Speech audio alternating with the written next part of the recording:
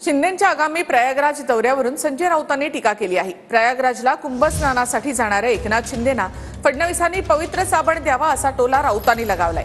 यावर मनसेच्या प्रकाश महाजन यांनी पलटवार केलाय। ते कुंभस्नानात जाण्यासाठी फडणवीसांनी जरा एक साबण द्यावा, पवित्र अंग घासायला एक साबण द्यावा, बरं का। बघा तिथे कुंभस्नानात सध्या जे काय चाललेलं आहे, तुम्ही किती धुतलं तरी तुमचं पाप धुवून जाणार नाही। या 40 आमदारांचं, गद्दारांचं तिथे साधू संत आणि पुण्यात्मे जेव्हा जातात, सामान्य माणूस निष्पाप असतो तो जातो, तेव्हा त्याला ते पुण्य मिळतं। गद्दार, बेईमान, भ्रष्टाचारी जर त्यांना वाटत असेल की आम्ही जाऊ आणि आम्हाला पुण्य मिळेल, तर तसं नाहीये ते। संजय राऊत पुन्हा म्हणालेत कुंभमेळ्यावर की कुंभमेळ्याला जाणाऱ्यांना एक पवित्र साबण द्यावा।